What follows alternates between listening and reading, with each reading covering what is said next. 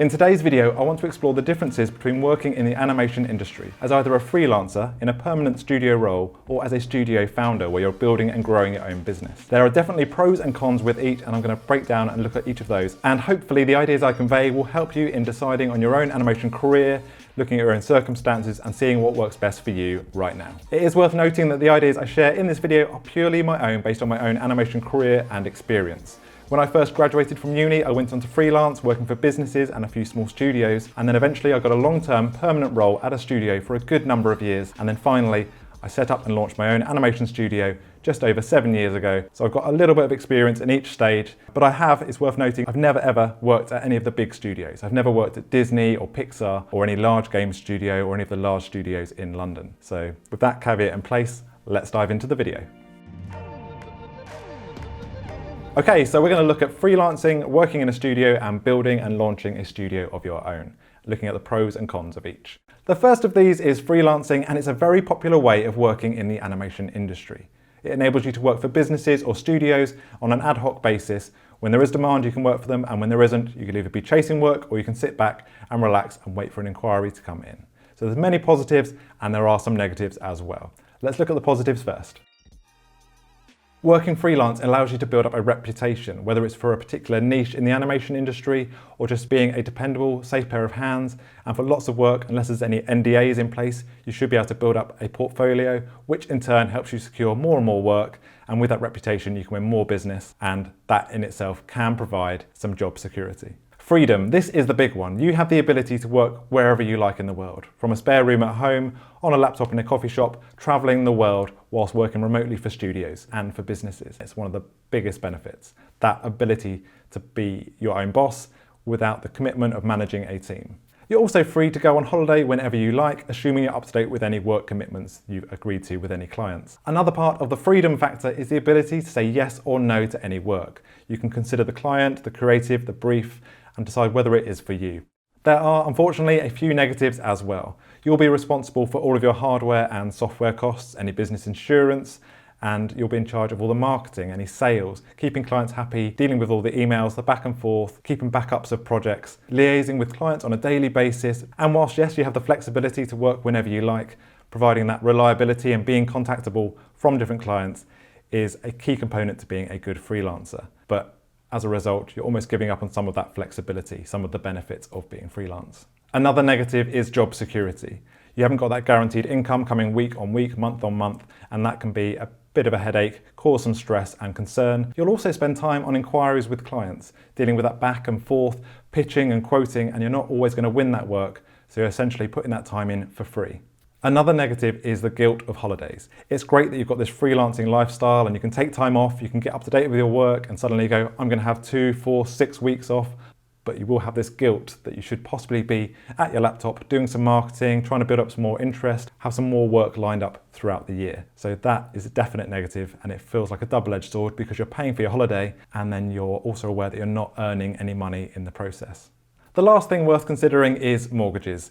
It's not very exciting, but if you want to get on the housing market and secure a mortgage to help you buy that first house, it will be a little bit harder if you are a freelancer, and you may have to show more records to show your income over more years to help reduce the risk for the mortgage provider. It's not the end of the world, and by all means you can rent for the rest of your life, and equally you will find mortgage providers, and if you can get enough figures in place and enough experience and enough regular income, securing a mortgage wouldn't be a problem. Next up is a studio role, a full-time permanent job in a studio. There are definite benefits this provides, including job stability, knowing that there's that regular wage coming month on month, and you haven't got to worry about too much of the sales or the marketing, dealing with clients. You just know that you turn up, do your set hours, sometimes some overtime, and you will receive that monthly wage. And they've taken care of the tax, taken care of any student loan repayments or whatever it might be, and it just keeps it fuss-free. Many studios will include a pension plan as well nowadays, and there might be other healthcare benefits. Having fixed hours can be a real blessing, so at the end of the day you can turn your computer off, walk out the studio door and forget about the project till the next day. And that is a really key thing as well, compared to freelancing or running your own studio where there might be other stresses that you're going to be thinking about after work. Working in a studio can provide a nice social experience as well, as you can make friends with colleagues, hang out inside and outside of work, there can be more banter, you can learn and bounce off of each other's ideas, and that in itself is really valuable and shouldn't be overlooked. There can be the opportunity to learn in a studio, where they might offer to pay for you to do a course or give you some freedom to work on a certain creative idea, improve your skills, and you can also learn from each other. Being able to benefit from those diverse skill sets is a real benefit. So the studio I worked at for around 8 years, they also did a lot of filming, so I got to work on different film sets, as well as doing animation and editing on site in the studio. So quite a few benefits there for working at a studio. Now let's look at some of the negatives. Firstly, you're going to get a lower wage. That job security comes with a cost, and that really is a lower income. Next up is less project control. Each day you're going to turn up and you'll be working at your desk, producing this work, and maybe you're a small cog in a big wheel, and you might not have had any input on the creative or how a client or business was brought into the studio, and you'll just have to do the work. Sometimes it'll be exciting projects that you can really get involved in, and sometimes, often, it might be slightly duller work. And it can be harder to remain inspired and do your very best work and push yourself to improve your skills year on year. You're going to have to book holiday. You're going to be beholden to someone else saying yes or no to you taking some holiday in the year, and normally you're going to be limited to 21, 24, 28 days per year. Next up is having less ownership of the work you create. You might not get a credit on a feature film or an advert, and equally when you come to finally leave a studio and perhaps pursue freelancing, you might not have the portfolio work. You might not be able to use any of the work done at the studio in your freelancing or your own studio's portfolio.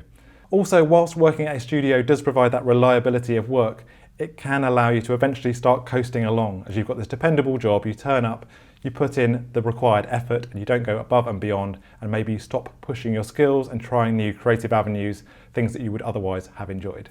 Next is those fixed hours, which I did say could be a benefit as it enables you to down tools and get on with the rest of your life, but equally it does mean you're tied to go to work between 9 to 5 or whatever the hours are, and without that flexibility, you're giving away some control of your life, which you might otherwise have with freelancing or once you build a studio up to a certain level.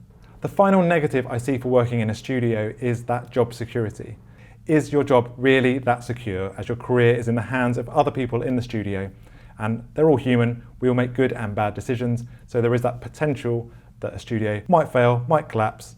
It's unlikely, but it's something, again, worth considering, compared to being freelance or building your own studio, where you are your own boss, no one's going to fire you, and you get to make your own good and bad decisions. Finally, we're on to building and running your own animation studio, and there are definite pros and cons to this. The big benefit that I see is the potential to earn exponentially more income than working in a studio or even freelancing. The second is real job security. After you've spent the time building up your studio reputation and you have effective marketing strategies, repeat business, new business, and this regular marketing and sales funnel that you can manage and refine, it takes away the concern of the income, and then that leads on to the next benefit. You can take a holiday and you're still earning an income. You can go away for 2 weeks without feeling as if you're wasting time, you're not earning any money, because you have this small team in place who are dealing with inquiries, helping projects get completed, answering emails. Then we're on to the fourth benefit of you have this business that you're building that has real value that you can eventually sell.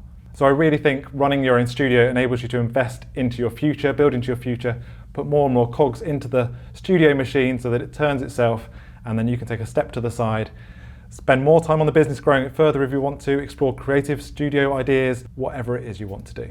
You'll have the opportunity to project yourself as a bigger company, win bigger projects, and again, earn more repeat business and grow the studio and grow your income. By building a studio as well, you get to benefit from some of those social factors, having a bit of banter in the studio, hanging out outside of work, and socializing. There are, of course, some negatives, and the main one I think is spending that time in the first, second, or even third year of the studio, getting all the structure in place, finding those roles to help projects get completed, find trusted freelancers and employees, and build that brand, the website, do the marketing, work out the sales funnels. All of that's going to take time, and only once that's in place can you really use some of the benefits just noted. The next is the risk. You're going to be investing that time, potentially some money, to grow this studio, and there's no guarantee that it will be successful, but if you put the work in and do it right, there's every reason it will be. Another possible negative is the fact that people are dependent on you, and that can be a stressful thing in itself. You need to make sure those leads are coming in, that the work's coming in, that the books are balanced, that the profit is there in the project. You may find yourself doing more project management, which if you love it, great, but you will be taking on more of a producer role as you manage teams and deal with clients and inquiries. And it can just take a few years to get everything in place to have a person tackling each job so you can take more of a step back. And there we go. I think there are real benefits to the three approaches, and you need to weigh up for yourself which ones are best for you right now. It could be that freelancing suits with its ability to provide real freedom and flexibility. It could be a studio role, which allows for good learning and that job security. Or it could be building your own studio, which allows for lots of the benefits after that investment of time and effort, and then the ability to earn exponentially more. One pretty sound approach, I think, would be freelancing, or at least work in a studio and do some work on the side outside of work, and slowly build up and begin putting the bits in place to build up that studio reputation, so that when you do decide to go all in on your studio, you've already got some portfolio, some reputation, and some of the key bits in place. Also, if you're new to the industry and you haven't yet got the confidence of dealing with clients or managing projects, and you're not sure about certain areas of the business, then try and get some time working in a studio. Whether it's 1, 2, 3 or more years, I think that'd be really, really beneficial. Whatever it is you decide to do, I just think running a studio is a lot of fun, a great learning experience, and there's so many different ways you can expand it, grow it, and have fun doing it. If you have any questions, if you hate this video, like this video, please leave a comment below. Of course, if you are into this sort of thing, if you're into the business of animation and building a career and a studio, please subscribe, press like, and head over to starterstudio.com to check out the free courses and community. Thanks very much. Have an awesome day.